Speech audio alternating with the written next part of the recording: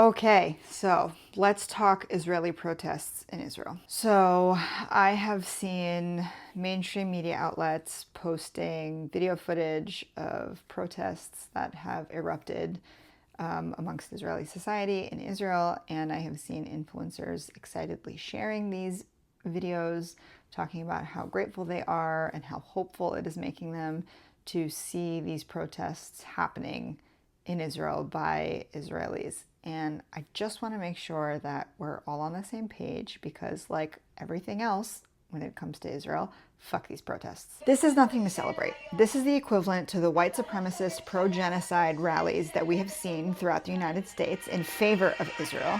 They're only talking about the Israeli hostages, they're only protesting their own government, and there's Israeli flags everywhere. Again, footage from another area of protests where thousands are calling for the release of the Israeli hostages, more only Israeli flags, and are demanding that Netanyahu step down so they can elect a new prime minister. And here are 3 different aerial shots of the protests that I'm showing you specifically to call attention to the size, the magnitude of protests Israelis are capable of putting on.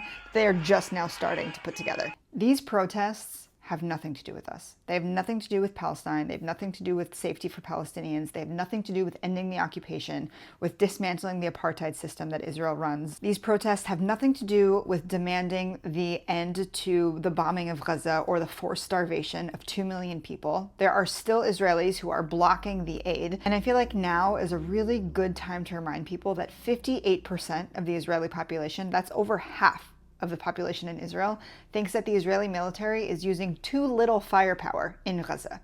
As in, they're not bombing Gaza enough. And to just show you how little they give a shit about Palestinians and Palestinian life, 2% in that same poll, 2% of Israelis thought that they were using too much power on Gaza.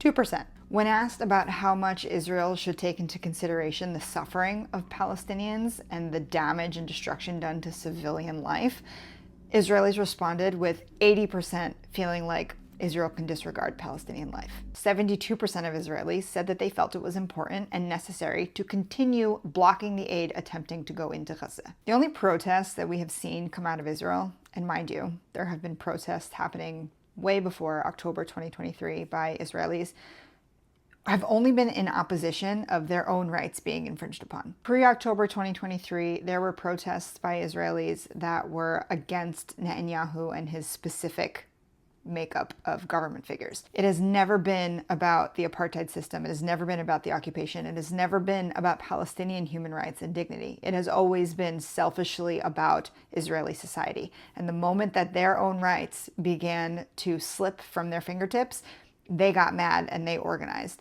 This is proof that they have been capable of organizing for 8 decades. That is Israeli society.